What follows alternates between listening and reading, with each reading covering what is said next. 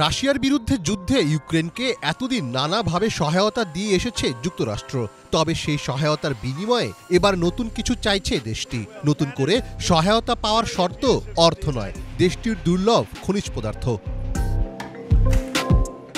গত কয়েক বছরে রাশিয়া ইউক্রেন যুদ্ধে জেলেনস্কি বাহিনীকে সহায়তা হিসেবে প্রায় ৩০০ বিলিয়ন মার্কিন ডলার সামরিক সহায়তা দিয়েছে যুক্তরাষ্ট্র।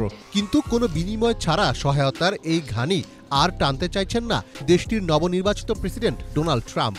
এতদিনের সহায়তার বিনিময়ে এবং নতুন করে সহায়তার জন্য ইউক্রেনের বিরল ও মূল্যবান খনিজের অংশ চাইছেন তিনি।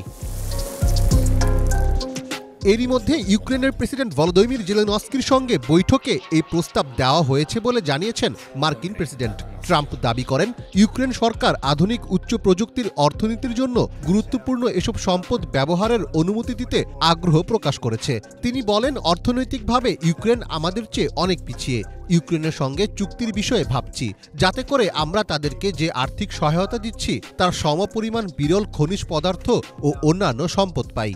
So we're looking to do a deal with Ukraine where they're going to secure what we're giving them with their rare earth and other things.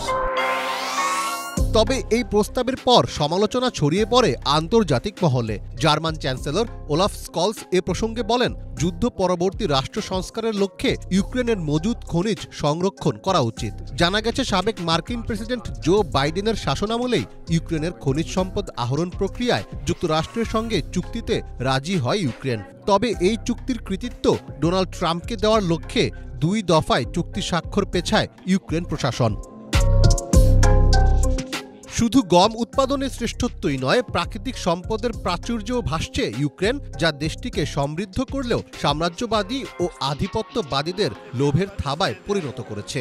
ইউক্রেনে 1.53 ট্রিলিয়ন কিউবেক মিটার গ্যাসের মজুত রয়েছে, যা ইউরোপের দ্বিতীয় বৃহত্তম।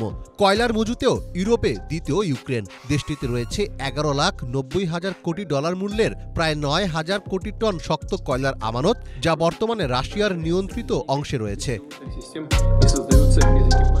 ইউক্রেনের গুরুত্বপূর্ণ খনিজের আরেকটি হল লিথিয়াম, যা গাড়ির ব্যাটারির অন্যতম উপাদান। বিশ্বের 20% টাইটানিয়ামের মজুত রয়েছে ইউক্রেনে, যার প্রধান 3 ক্রেতা চীন, রাশিয়া ও তুরস্ক। ওজনে হালকা কিন্তু অত্যন্ত শক্ত এই ধাতু মূলত উড়োজাহাজ তৈরিতে ব্যবহার করা হয়। এছাড়াও 13.5 কোটি টন তেল ও 370 কোটি টন শেল তেলের মজুত রয়েছে ইউক্রেনে। প্রতিবেশী দেশ হয় বিপুল পরিমাণ এই সম্পদের ব্যবহার যুক্তরাষ্ট্র ও তাদের মিত্রদের হাতে ছেড়ে দেওয়ার মতো মনোভাব নেই পুতিনের রাশিয়ার। অন্যদিকে ট্রাম্পও বলছেন, অনর্থক রাশিয়া ইউক্রেন যুদ্ধের ইতি টানতে চান তিনি। ফলে বিশেষজ্ঞদের অনেকে মনে করছেন, ইউক্রেন যুদ্ধ শেষ হওয়ার আগেই দেশটির বিরল এসব খনিজের ভাগ নিশ্চিত করতে চাইছেন ট্রাম্প। মীর ফজলে রাব্বি, বাংলা ভিশন।